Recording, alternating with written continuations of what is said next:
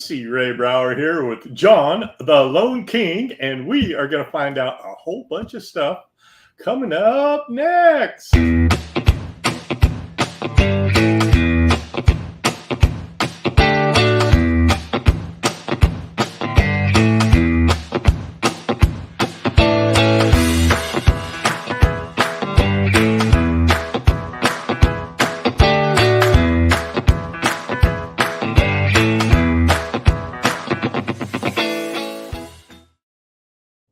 And we are back. How's it going, John? Amazing. How are you, C-Ray? You know, it's been just another day in real estate paradise today. Let me tell you, things are going very, very well. I love it. That's, I've said this to you every time, but your attitude, your personality, it's infectious. So well, thank you so much. I'm better today than the last time I saw you. Is that because you've now had 2 opportunities to see me in a week, or is there a particular reason? Well, because 12 hours on the road. As you recall, that day I was Manteca, Roseville, Chico, home. How was your drive? It was all good. It was all good. Let me turn her down. There we go. All right. Don't need her yelling in my background there. No, not at all. Not at all. Well, it was very nice seeing you the other day, C-Ray. I thought that was an interesting conversation. We for the purpose of the audience who wasn't there, the conversation really started in one spot, and as most good conversations do, they ended up somewhere totally different. And we had a great conversation about AI and about ChatGPT and all that kind of stuff. And I'm fascinated by it. I'm kind of a geek. I like techie stuff.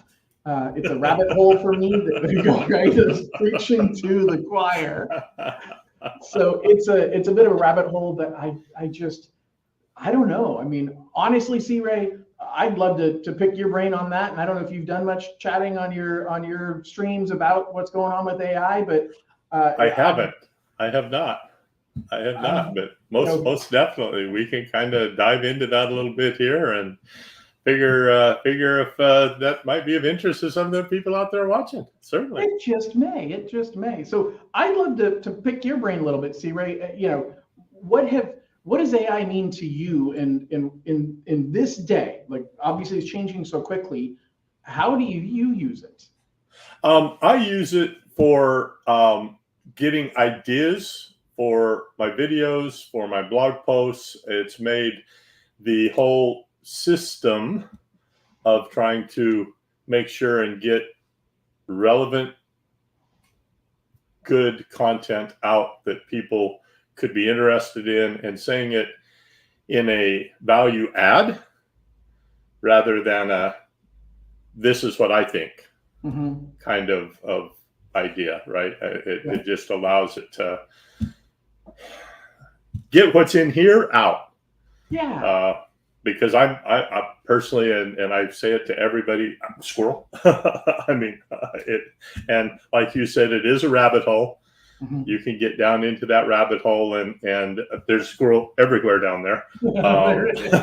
So it can get you off in the weeds if you're not careful. But if you have a purpose and get your ideas, expand on them a little bit, and then execute, it's great.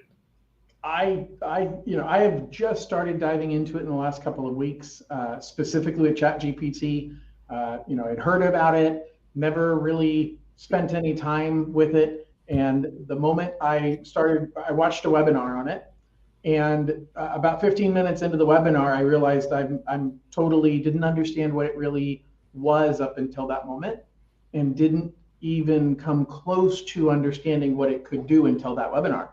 Right. And I thought it was amazing. The guy that I listened to, he said, look, just think of it like a brain. That's all it is. It's a brain that you can talk to. Right. And it's not, people are thinking, oh, this is something that is being used to communicate with your clients. And it's not. Like, it's just a brain for me to talk to bounce ideas off of. But I'll tell you the most amazing thing that I figured out the other day. Yeah. And this is so ChatGPT has a paid version and a free version, Right. but the paid's like $20, so it's not really that big of a deal. And which one do you use? You got the regular one? Yeah, I've got the paid version. I mean, the ability in the paid version for that nickel. Little bit of cost. I mean, yeah. Did you see the other day that he added the ability to do plugins, that you can plug in external software into the brain and tap into external software? Did you see that? I did not. Yeah.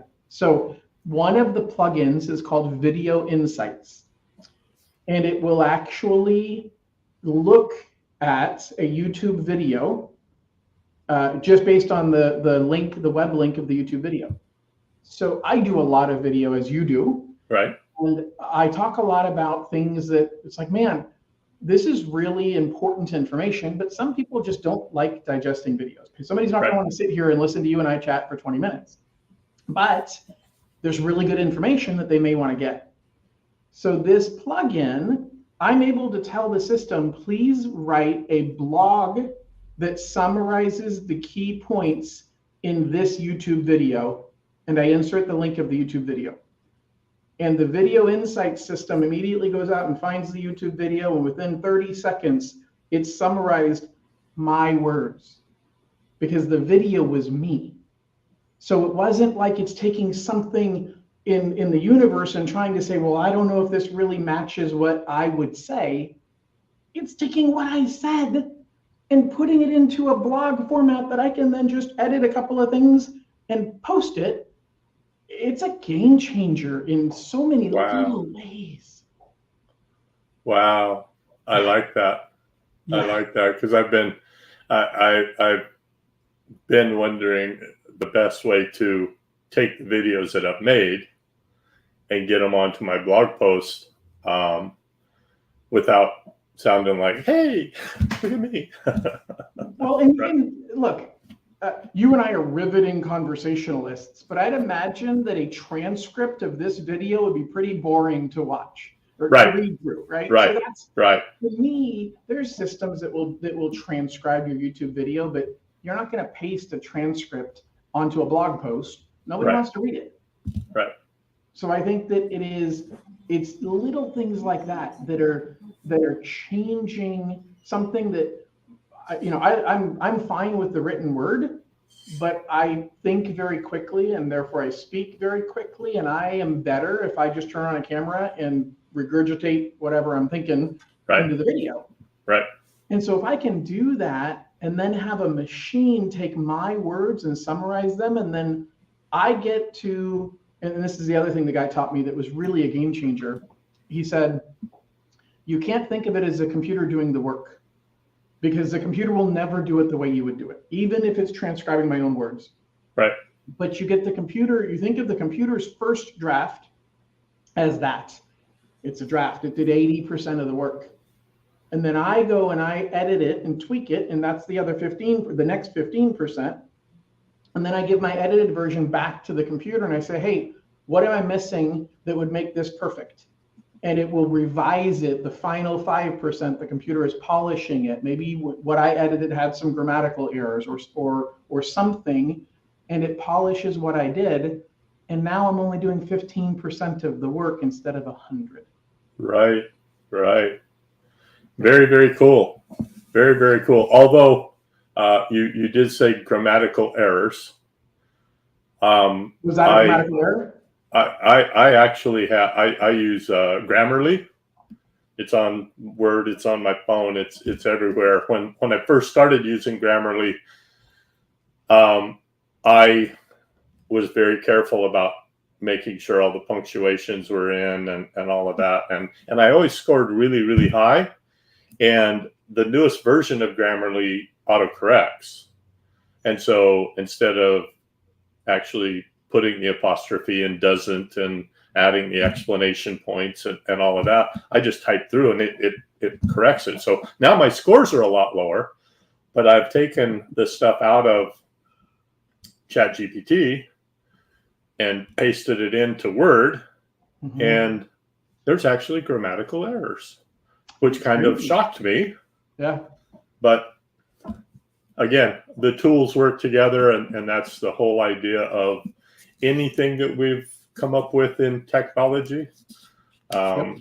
It's to make it better, easier, and faster.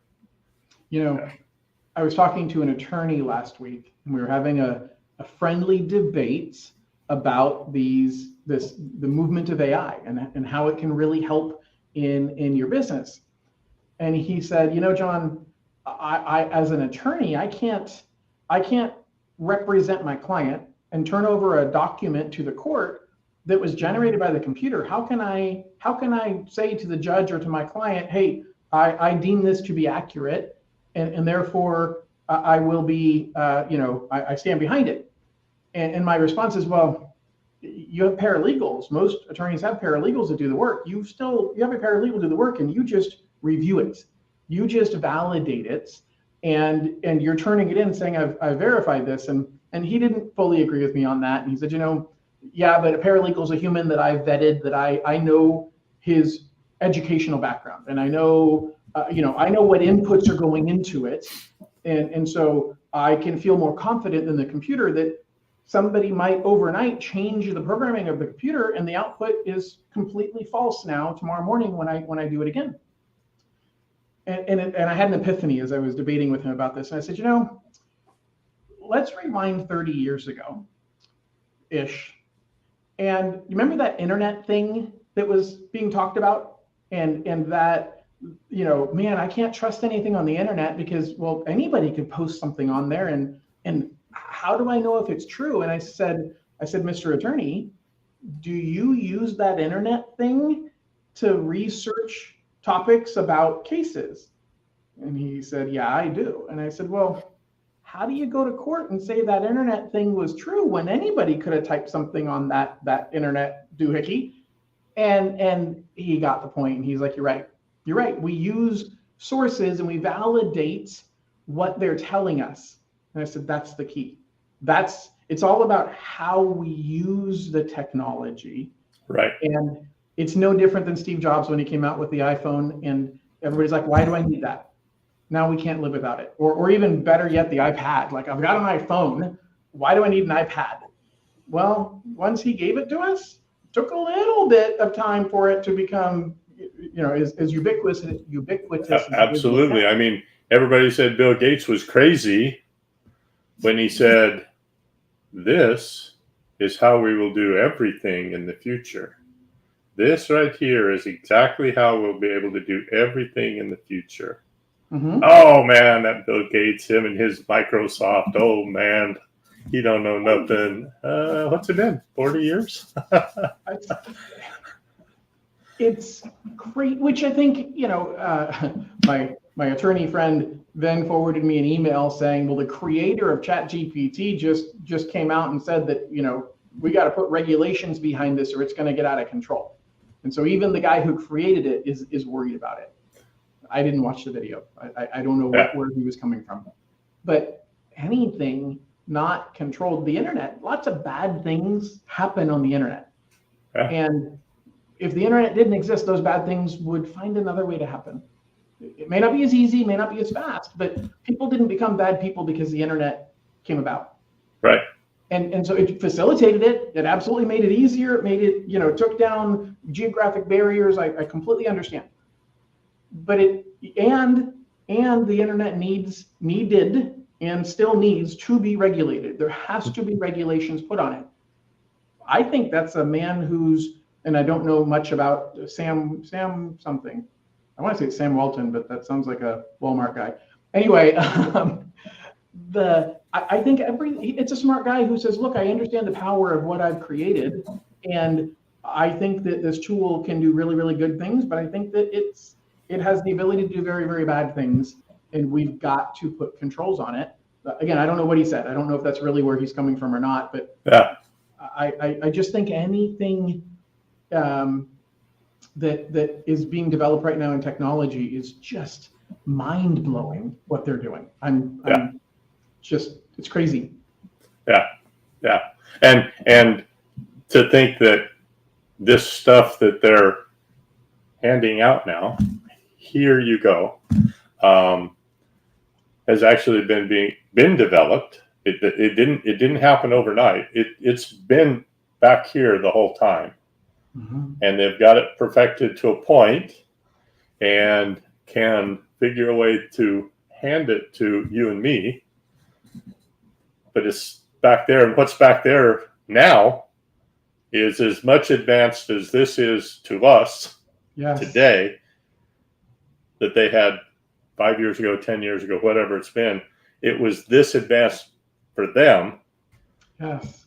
And back there behind us, it's how much more advanced. And you're right. It could turn into something very, very bad, very, very easily. Hopefully they keep the restrictions on it and keep things at a point where it only gets as bad as it could possibly get. Wow, that was weird. My screensaver came on. We had you the whole time. We didn't lose you. Yeah.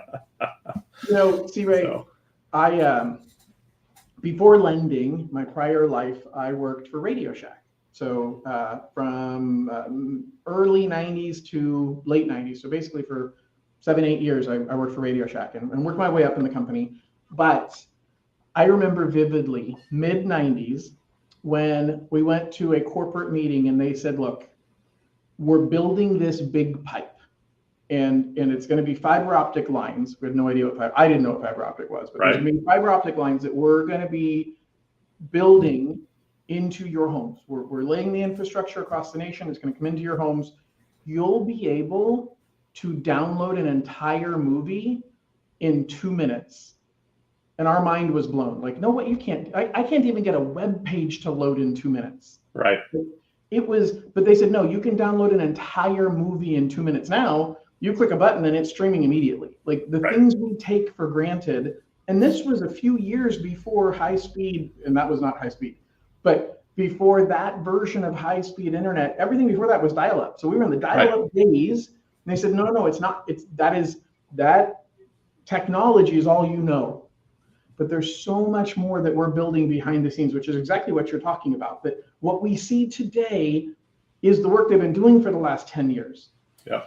Imagine what they're doing. If that's what's ready for consumption, what in the world are they doing that's prepping for the next 5 or 10 years to be released? Yeah. Couldn't even imagine. Yeah. Like you said, there's 2 versions of the Chat GPT. There's the free version and the paid version. The paid version is the 4.0, and 3.0 is where I started looking at it. Oh, it was 3.0. And I read an article about it because before I really do anything, I'm a geek. I'm a geek. I gotta find out. I gotta figure it out. But I had looked at an article that said GPT-4 was coming, and it was going to be 1,000 times faster, have 1,000 times more information. Yeah. 1,000 times. Yeah. We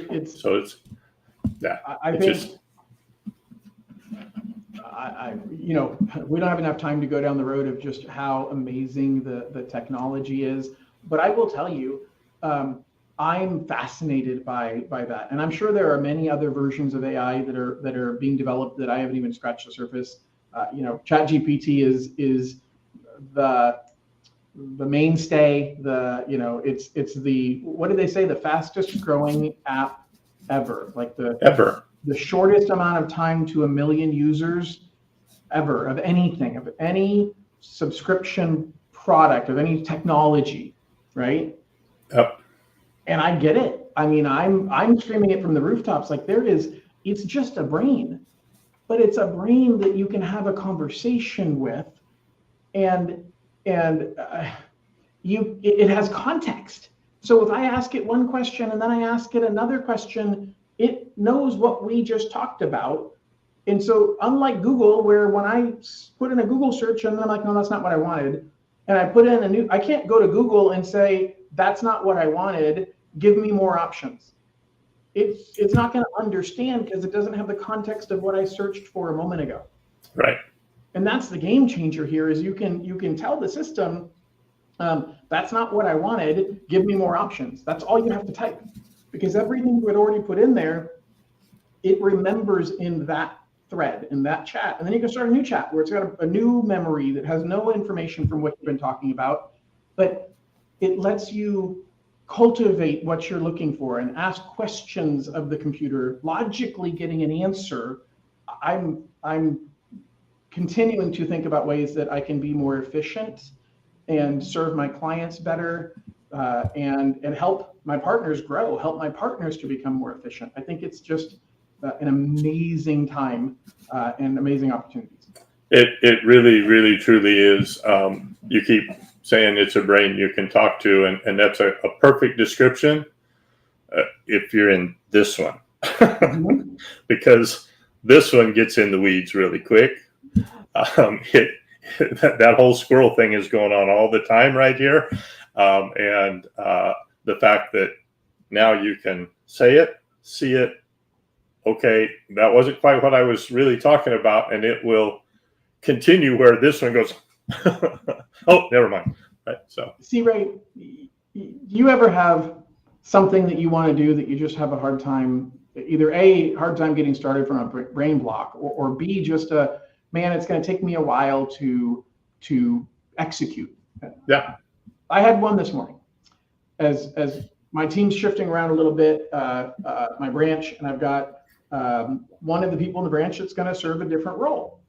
And I needed to write a new job description. Hey, what's the new responsibilities of this person?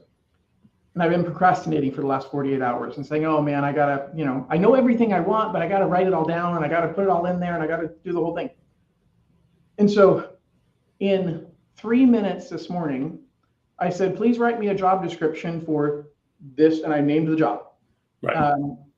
That person's primary responsibility is going to be A. Secondary responsibility is going to be B. And if they have extra time, they should do C. And if they don't have time to do C, they need to delegate it to these roles to get everything that falls under C completed. That's all I said. Obviously, I said what the name of the job was and all that. Sure. And it created a full 2-page job description, including, which I didn't really need, but including what you would put as a post for a job. And it said, we're seeking a qualified candidate who. And then at the end, it added an ideal candidate is, and it added, high school graduate, college degree preferred, experience in the mortgage industry is a plus. Like, it added things, and I deleted all of that because I wasn't hiring somebody for it. But it wrote the whole thing for me. And then I said, this is great. This is everything that I need. I need to reformat it a little bit. And I said, can you give me a daily checklist for the things that this person, and that's literally how I wrote it. Can you give me a daily checklist for the things this person would need to complete? And it gave me a 14-point daily checklist of things they needed to do, that I turned it into 10 bullet points and combined some things together, but that was cut and paste. That was, well, she's not really doing this. And these two things are really kind of the same thing. So I'm going to merge those together. I was done in 20 minutes with a complete job description and a daily checklist of all the things they needed to do. Incredible. Incredible, huh? Yeah. Been putting it off for 2 days. Yeah. 30 minutes, start to finish, done. Like, done. Wow. Wow.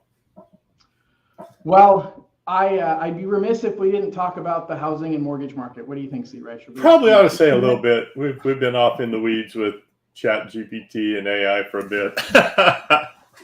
Anything new out there coming for all these sellers that are ready to sell, but afraid because they can't find a house, and how much more their house payment could possibly be?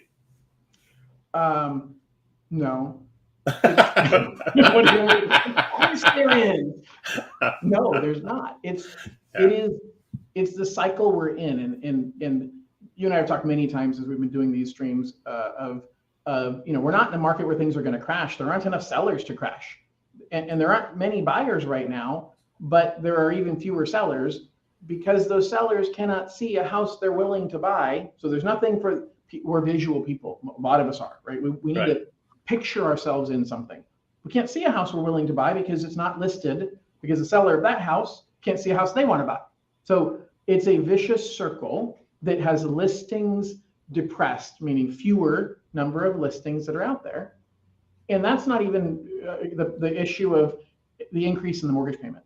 Like that is a challenge that is going to take some time for it to work out. And I think we're going to see interest rates come down, but unemployment is not going up as quickly as the Federal Reserve would hope.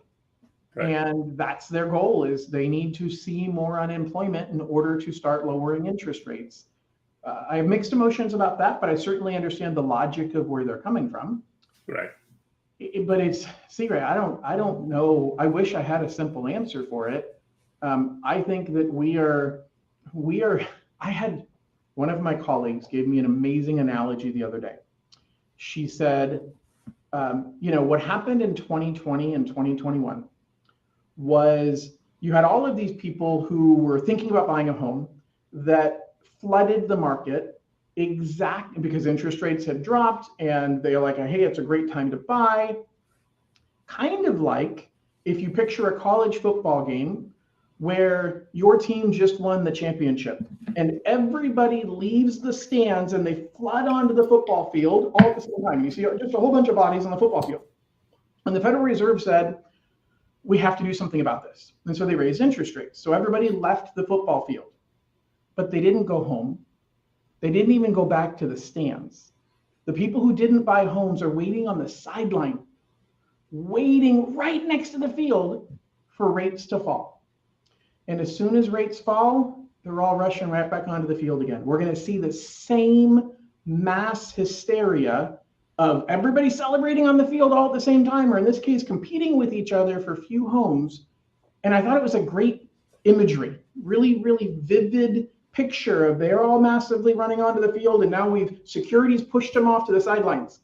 But as soon as the star football player comes back out on the field, everybody is rushing back onto the field and they're running right over security. Nobody cares.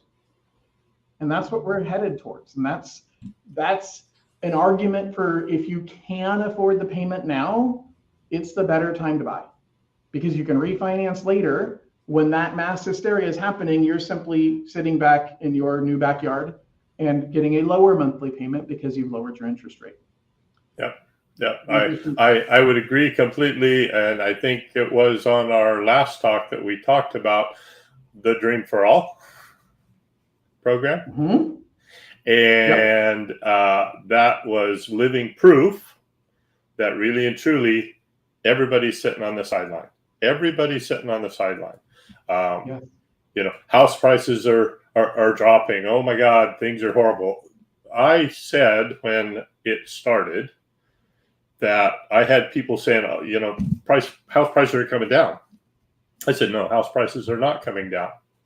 You are seeing some houses that the prices are coming down, and the news is saying the house prices are coming down. But the house prices that are coming down, and what they're talking about is those houses that, as I say, the listing was bought. Sit down with somebody, and they wanted to get $500,000 for their home, and it was worth $460,000. Yep. But the agent said, okay, we'll list at $500,000 because that's what you want. And we might get that in 2020, 2021, coming into 2022. It may have flown up to $500,000. But if you had listed it at the $460,000, it would have got to $500,000 based upon the people actually bidding it up. Yes. Today, those don't happen.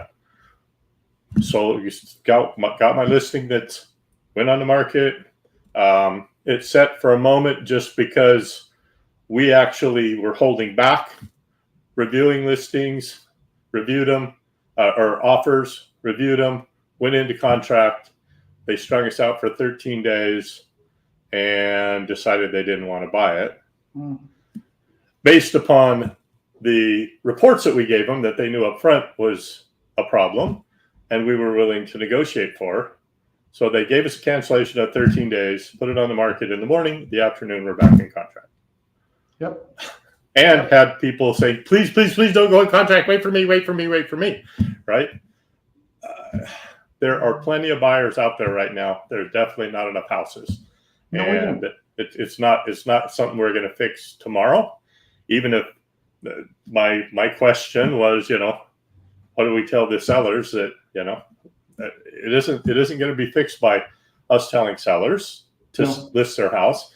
Listing houses is going to help, but those people still need the new house market to pick back up and more new homes being built to satisfy the need. And that's where the problem is. And most people don't understand that.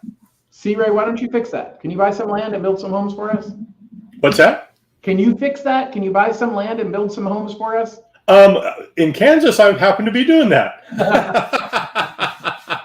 All right. Well, I have become a developer. There you go. There you go. I think that we're a ways away from solving this. And it truly started, and I'm going to give a 30-second ending to this. It truly started in 2007 when the market crashed and builders stopped building for almost 10 years. But buyers didn't buy. They didn't care because they couldn't, because they lost a home, or they didn't want to because they didn't want to be like their parents and lose a home. Yeah. And so the market, we're behind the 8 ball. And when you're behind the 8 ball, it is really hard to catch up. And that's exactly where we're at. Yeah, that you are 100% correct, and there are so many people that can't look past that. They can't look past the 8 ball to see that that's what the problem is. Yes, I'm just stuck behind the 8 ball. You're never stuck. You're never stuck. Nope. There's always a way around the 8 ball. You just have to be creative and understand that it's an obstacle. It's not an impenetrable wall. I'm gonna digress for 15 more seconds. There's a podcast I listened to, and they've talked about resilience. And this guest speaker she wrote a book about being resilient, and I'm not going to go into it at all. But what I'm going to say is They brought up one thing. They said there's a difference between the story and the narrative. The story is what really happened. The narrative is what you tell yourself about what happened. And people are writing their own narrative about, hey, these are the facts. This is what's happened. This is what's going on with the housing market. But then they're filling in all the blanks. They're writing their own narrative. And that can be biased. That can be based on your views, your history, your concerns, all of that stuff. Your narrative can take you any different direction. The story is clear. There are not enough homes, and there are more buyers than there are homes. And both the buyers and the number of sellers are lower than where they should be. But even when they both go back up, the number of buyers is going to be way higher than the number of sellers. Yep. 100%. 100% agree with you. Yep. John, I love talking to you always. My God, but we kind of get off in the weeds every once in a while, but we definitely, I love the value that you bring to this show. I really, truly appreciate you. Anybody needs anything related to loans, John Loan King, been running down there below the whole time. You all go out and be the sunshine in somebody's rainy day. And of course, remember, see Ray to find your perfect home. We'll see y'all later. Thanks again.